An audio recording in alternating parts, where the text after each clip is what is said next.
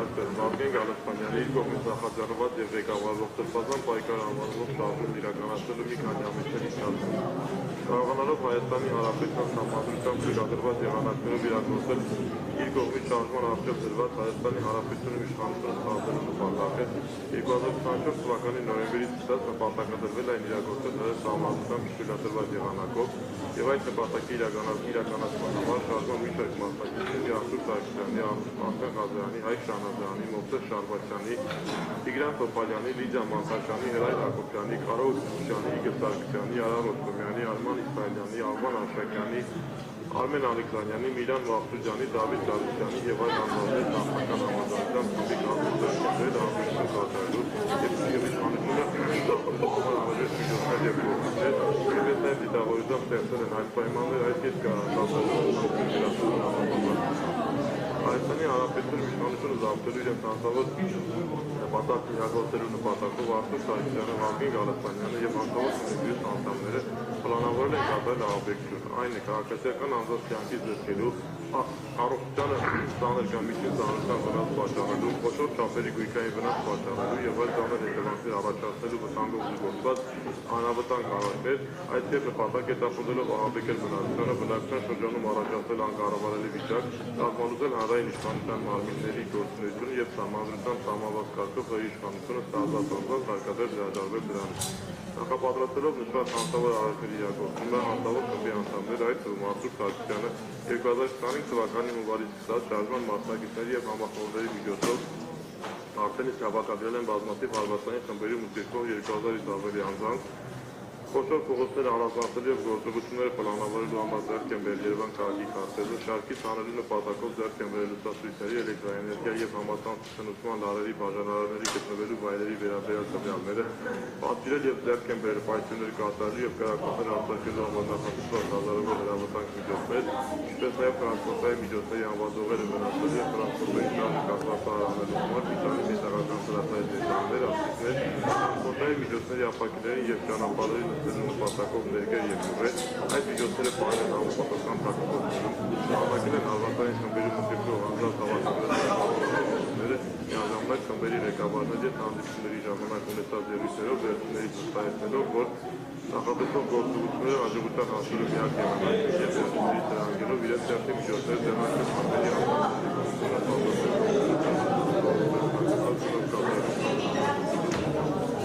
Արտուր Սարգսյանը, Վազգեն Գալստանյանը եւ հանցավոր կոմիտեի ահաբեկչության եւ իշխանությունը զավթելու եղանակով անիրացնելու Հայաստանի Հանրապետության կառավարության եւ ազգային ժողովի լիազորություններից հայաց համադրությամբ չնախատեսված եղանակներով տիրանալու օբյեկտիվ կողմը կազմող համապատասխան գործողությունների կատարումը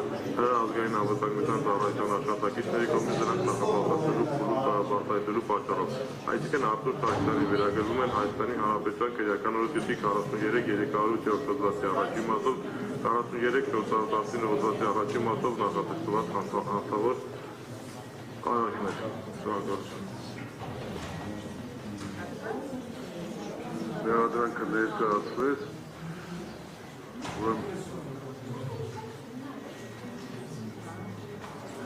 Սահակարանը հասնել Վազգեն Գալստանյանը եւ Շքապազանի հարցի քանի որ տվյալ հարցը հրատապ է, վերջինիս խափան միջոցի ժամկետը ստանում է ապրիլի 25-ին։ Խափան միջոցի հարցը քննարկելուց հետո, եթե պաշտպանները բոլորը ներկա են, բնականաբար կանցնենք պաշտպանական կողմից պաշտպան Ընտրեմ մեղադրանքի կողմից ստապողություն։ Միայն ուղղակի դալիճից տեղեկացնել, որ լավ չի լսում ես բարձրախոսը հնարավորինս ուղղեք ձերությամբ, որպեսզի կարողանամ։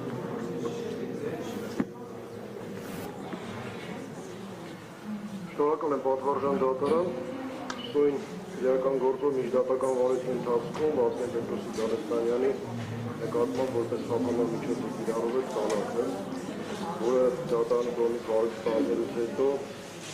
երկարացվել է, վերջին անգամ երկարացվել է փետրվարի 2 ամսով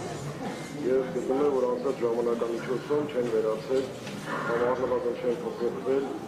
նրա նկատմամբ կիրառված խափանման միջոցի իրավաչափության պայմանները։ Դատարանը հաստատված էր համարել, որ մեղադրյալը ազատության մեջ հայտնվելով կարող է ոչնչացնել գործի քննությանը դատավարությանը մասնակցող անձանց վրա անօրինական ազդեցություն գործադրելու ճանապարհով։ Գտնում եմ, որ այդ հիմքի առկայությունը շարունակում է ակտուալ լինել եւ արկա լինել այն պատճառաբանությամբ, որ Գալստանյանը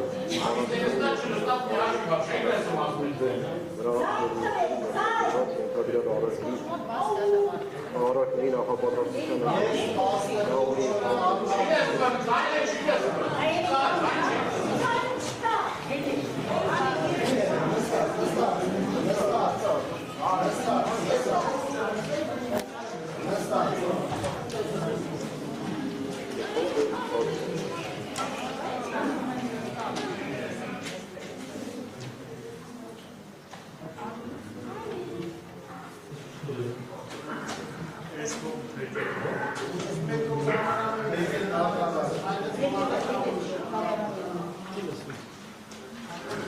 Զայնը լսվում է, թե ոչ։ Ընդհանրապես չի լսվում զայնը։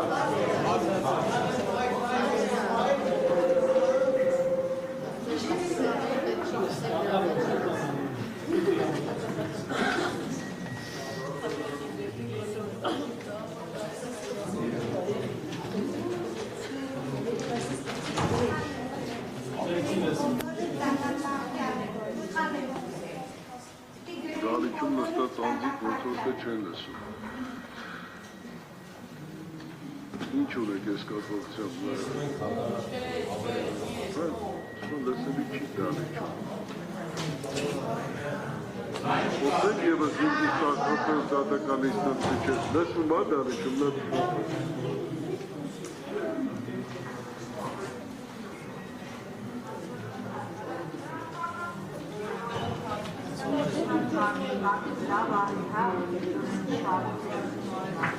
Քանի որ հարց ենք ունենում իր տրանսլյացիայի եւ այլնի, գոնե հնարավոր է այս տեխնիկական խնդիրները, որոնք անընդհատ չենք, հնարավորություն ունենանք, որ մի օպերատը ներսից Դալիճում ներսը գտնվել է սպայն անհրաժեշտությունը չկա այս մասում, որովհետև այդպես հատուկ չէ։ Տեսակ փորձենք պարզել ինչ։ Հիմա լսվում ա դա։ Արգելի մեղադրողներ, հնարավորինս բարձր ներկայացրեք, ձեր դիրքորոշումը եւ բարձրախոսը։ Ուզում եմ քեզ լսեմ, երբ որ դու խոսում ես, Իրանը ինձ մեկ է, քեզ չեմ լսել։ Լրություն պահպանել։ Երբ շատ ցածր է, չի լսվում։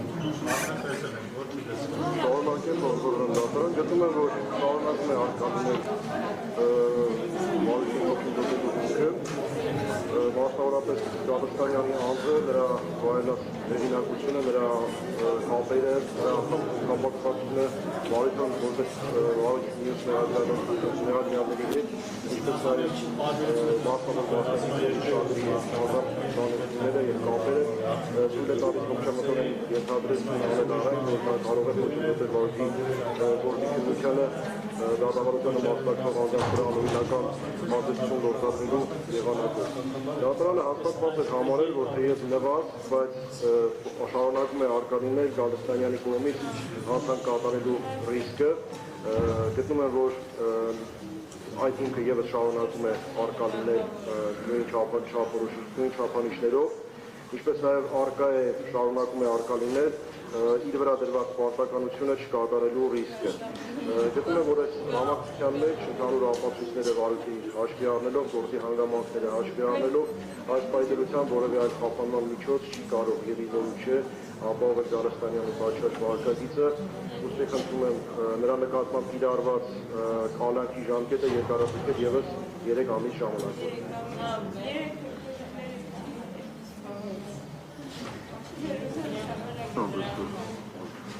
Պաշտպանական կողմը։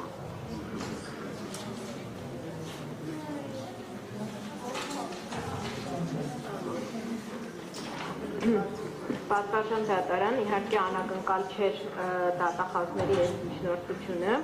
բնականաբար այս միջնորդության քննությունից էլ մեծ անկնկալիքներ չունենք, հաշվի առնելով թե սատարանում, թե նաև հետո զանգվածային լրատվության միջոցներով Բագրատ Սրբազանի Մեկ վարքեն էլի, լավություն, խաղնեք ոտքի հատուկ։ Դուք չես դում ու խանգարում եք։ Ուրեմն ձեր խոսակցությունը այստեղ լսվում է։ Մի խանգարեք, նստեք լվեք։ Շարունակեք։ Հաշվի առնելով Բագրատ Սրբազանի այն դիրքորոշումը, որ իր համար այլընտրանքային խափանման միջոցները ընդունելի չեն եւ այս պարագայում մեծ լույսեր ունենալ չենք էլ կարող, բայց բնականաբար չենք էլ կարող շրջանցել եւ հերթական անգամ չանդրադառնալ այս գործի հաստական հիմքերի, այսինքն մեղադրանքի էության եւ խափանման միջոցների հիմքերի իսպառ բացակայությանը։ Նախ եւ առաջ ուզում եմ նշել, որ մի հանգամանք, որի մասին նախորդիվ չեմ խոսել։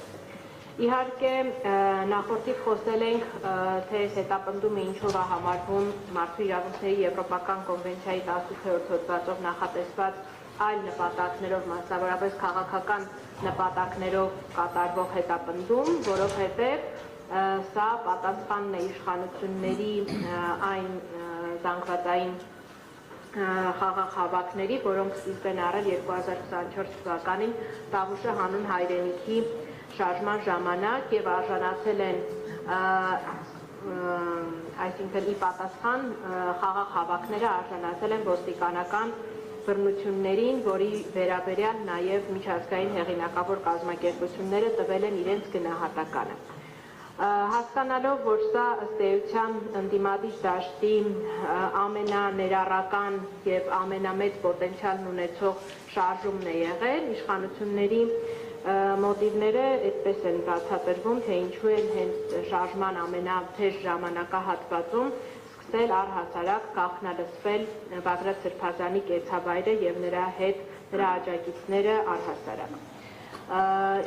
Ինչպես նաև տեսանք, որ զարմանալի չէր, որ այդ խաղաղ հավաքների ընթացքում այն ժամանակ հատկապես, երբ որ ռեալ անհիմն բռնի ուժ կիրառելու պայմաններում կարող էր եւ տրամաբանական էլ կլներ բռնություն գործադրել, այդ բռնությունը չի գործադրվել, բայց այդ ժամանակահատվածում չգիտեմ որտեղից եւ դատախազությունն էլ չներկայացրեց այն օպերատիվ տվյալը,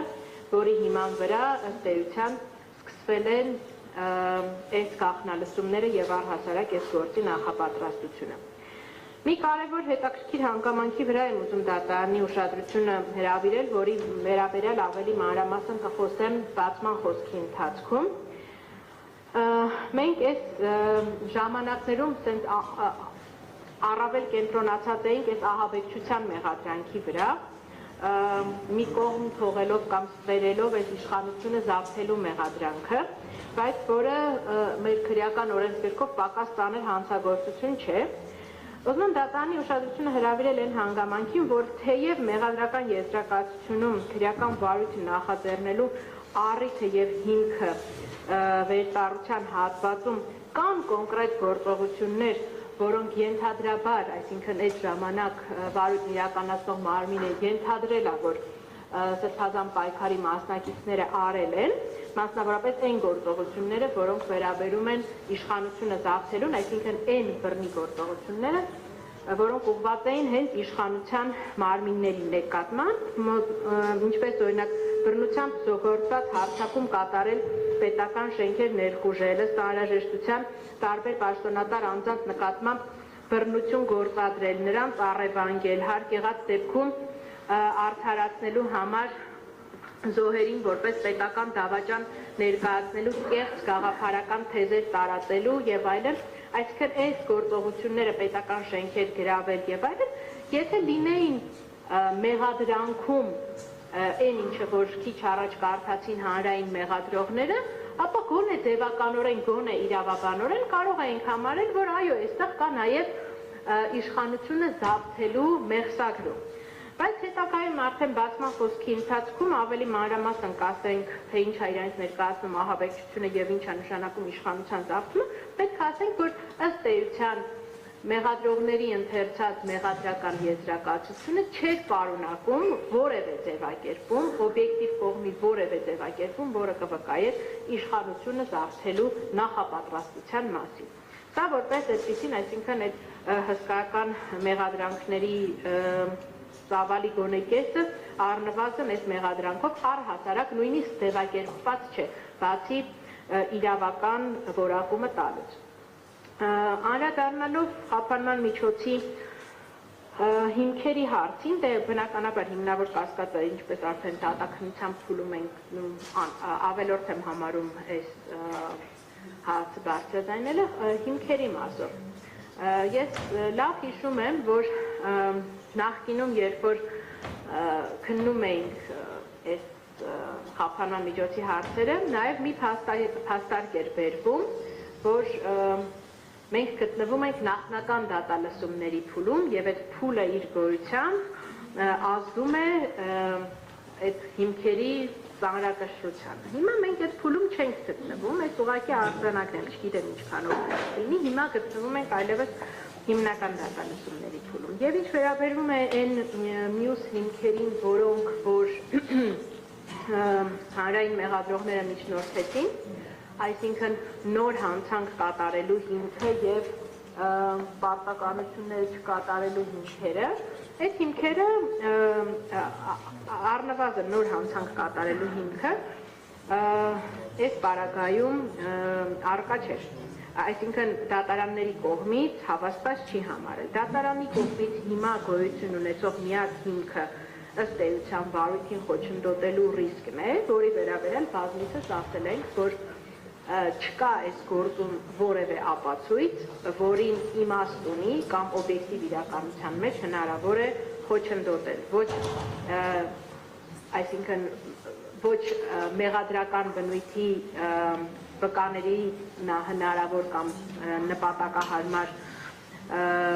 որևէ ուղղորդում կատարելը, ոչ էլ առավել եւս այդ ձայնագրություններին է հնարավոր միջամտել կամ իրեղեն ապացույցներին։ Թերևս այս է դիրքորոշումը, գործընկերներս կլրացնեն, բայց ասենք, որ այս ասում ենք ուղղակի, որպեսզի հերթական անգամ արձանագրվի այս միջնորդության քննությունից, տենց մեծ ակնկալիքներ չունենք։ Շնորհակալություն։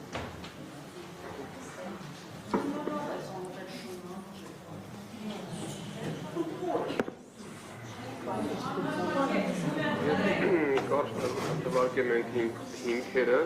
որի ուժով դատարանի պարտականություն վերացնել ինվեստորի ծառայության բաժանի խափանման միջոց։ Նախև առաջ դատարանը պարտավոր է անդրադառնալ հիմնավոր կասկածի առկայությանը։ Ինչպես նկարագրված մեղադրանքի փաստական հանգամանքներում, այնպես էլ դրա վերաբերյալ ներկայացված 34 պատոր նյութերում գոյություն չունի որևէ տվյալ, որով կապվի, որ Բաղդադ Սերբազանի կամ մնացած բոլոր մեղադրյալների որևէ գործողության արդյունքում որևէ անձ կարող է տուժել։ Սա մեծագույն սուտն է, որ տեղակայել մեղադրական եզրակացության մեջ։ Որևէ անձ չէր կարող տուժել բոլոր այն գործողություններից, որոնք պլանավորվել էին իրականացնել խաղաղ անհնազանդության ակցիաների շրջանակներում։ Սա խոսքը ֆիզիկապես տուժելու մասին է։ Եղել են անձինք, ովքեր կարող էին տուժել քաղաքականապես կամ որոշակի գործողությունների արդյունքում ենթարկվել քրեական հետապնդման։ Այո, այդպիսի անձինք եղել են եւ կարող էին տուժել, սակայն այդպիսի անձանց իրավունքների ապօրինի պաշտպանությունը հանրային քրեական հետապնդում իրականացնող մարմինների սուրբ պարտականությունը չի։ Բայց մենք այս գործով տեսել ենք եւ համոզվել ենք, որ քննչական դատախազական մարմինները իրենց ֆունկցիոնալ գործառույթները իրականացնելու փոխարեն ամեն կերպ պաշտպանում են այն անձանց ապօրինի գործողությունները, որոնց դեմ ուղղված է եղել սեփական պայքարը։ Հիմնավոր կասկածին անդրադառնալիս դատարանը պարտավոր է քննության առնել եւ անդրադառնալ այն հանգամանքին, որ այս գործում առկա են կեղծված ապացույցներ։ Դրա վերաբերյալ խոսել ենք բազմիցս եւ խոսելու ենք ամեն հնարավոր առիթով։ Այս գործը հիմնված է կեղծ ապացույցների վրա, կեղծ ապացույցներով կեղծ մեղադրական եզրակացությունը Հայաստանի Հանրապետության դատախազությունը բերել դատարան։ Որևէ մեկը չի կարող հաստարկված հիմնավորել, որ այս գործում ներկայացված ձայնագրությունը, որ վերագրվում է Բաղդադ Սրբազանին հունվարի 2-ի դրությամբ, ակնհայտ չարամիտ դիտավորությամբ չի աղճատվել մեր հարությանը մոլորեցնելու և դատական տարատեսակ ակտերի հիմքում դնելու համար։ Այդ կեղծ տեղեկատվության հիման վրա են կայացվել առաջին բոլոր որոշումները, որոնցով 18 անձինք կալանավորվել են։ Այդ կեղծ ապացույցի հիման վրա են հետագայում դատարանները կայացրել այլ որոշումներ խափանման միջոցները պահպանելու և այդ նույն կեղծ տվյալների հիման վրա են կայացված ձեր հետագա որոշումները նախաքննական ընթացքում կայացված կալանք խափանման միջոցը շարունակելու։ Եվ ձեր հայեցողության դիրույթումը շարունակել կեղծ տվյալների հիման վրա անձանց կալանավորված պահելը, թե կատարել են ինչ-որ պահանջում է իրավունքի շահը անհապաղ ազատ արձակել անձին, ում անիրավի մեղադրանք առաջադրված կեղծ ապացույցների հիման վրա։ Սա հիմնավոր կասկածի մասը։ Բնականաբար խոչընդոտելու հիմքի տեսանկյունից որևէ հաստական տվյալ ոչ ներկայացվել է, ոչ էլ կարող է ներկայացվել, թե ինչ պետք է Բաղդադ Սրբազանը որևէ ձևով ապօրինի միջամտություն ունենա այս գործի վրա, երբ որ օրինական բոլոր հնարավոր եղանակները կան այս գործը զերոյի հավասարացնելու։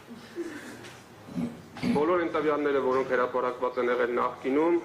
դրանք առավելապես ձայնագրություններ են, որոնցից կատարված աղճատումներով մեր հասարակությանը փորձ է կատարվել հրապցնել իրականության հետ աղերս չունեցող մեղադրանք, բոլոր այդ խոսակցությունները արձանագրված են ինչ-որ եղանակով, որևէ անց հնարավորություն չունի դրանց միջամտելու հնարավորություն ունեցել են քննչական դատախազական մարմինները, այդ միջամտությունը իրականացրել են, այդ տվյալները կեղծել են։ Մեղադրյալներից որևէ մեկը այդ տվյալը չի կարող փոփոխել, դրանք դատարանի հայեցողության դիրույթում են։ Հետևաբար, բարույթի նկատմամբ որևէ եղանակով խոչընդոտելու հնարավորությունը որևէ կերպ պատճառաբան։ Անդրադառնալով վկաների։ Գործով ներգրաված են 30 վկաներ, կարող ենք ներգրավել նույն տրամաբանությամբ 30,000 վկա։ Այդ վկաների որևէ մեկի ցուցմունքը, որը շարադրված է մեղադրական եզրակացության մեջ, որը դատարանը առանց ապացույց հետազոտելու կարող է ընթերցել և հասկանալ, որևէ կապ չունի Բաղդադ Սրբազանին մեղսագրվող արարքի հետ, ընդհանրապես մարդիկ ասում են, որ ծանոթ են և եկել են, գնացել են, բոլորը պնդել են, որ որևէ ապօրինի գործողության իրենք ականատես չեն եղել և որևէ ապօրինի գործողություն չի քննարկվել։ Հետևաբար սա էլ են ձևականությունն է, որ իրավապահ մարմիններն ապահովել են դատարանում հետագայում խոսալու բաններու համար, ցույց տալու համար, որ կան ինչ-որ ենթադրյալ ռիսկեր, որ անձանց նկատմամբ կարող է ինչ-որ ազդեցություն տեղի ունենալ։ Բնականաբար գործընկերս ասեց, որ դատարանների կողմից էլ արդեն ճանաչվել է հանցավոր արարք կատարելու ռիսկի նվազ լինել և այդ արգումենտը չի կարող քննարկման առարկա դառնալ այս դատական ատյանը։ Բացի նշվածներից դատարանը պարտականություն ունի անդրադառնալ Հայաստանի Հանրապետության վճռաբեկ դատարանի և մարդու իրավունքների եվրոպական դատարանի նախադեպային իրավունքով սահմանված և նաև Հայաստանի Հանրապետության քրեական դատավարության օրենսգրքում և սահմանադրության մեջ իր ամրագրումը ստացած կալանք խափանման միջոցը կիրառելով պարտադիր պայմաններին և բոլոր հիմքերի վերաբերյալ նշեց։ Պայմանների վերաբերյալ մասամբ նշեց հիմնավոր կասկածի մասով, սակայն դատարանը պետք է անդրադառնա և որոշման մեջ պատճառաբանված պետք է նշի հիմնավորի, որ առկա է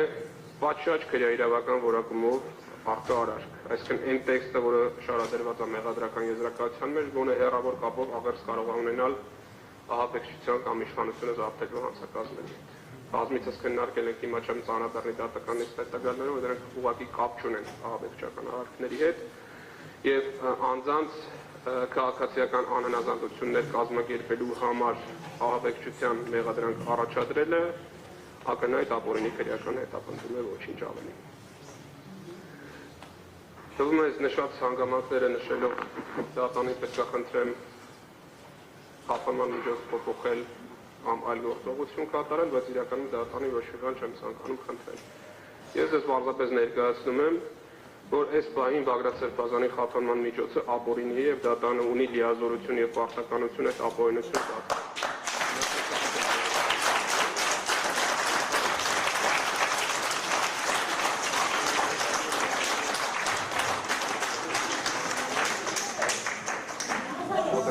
Շատ արտադատական եւ հանակով որոշակի կոմունիկացիաների արդյունքում հետեւյալ ընդհանրական ձևակերպումը ասեմ խնդումը մեկ ձեռը բան չկա։ Այս արդարացումը որևէ կերպ ընդունելի չի։ Դուք ունեք լիազորություններ կատարեք ձեր շրջանում։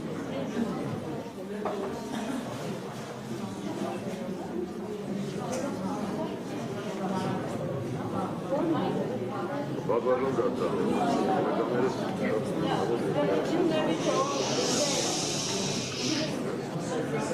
Իրականում այս գործը կերտի նավրա ստեղծվել է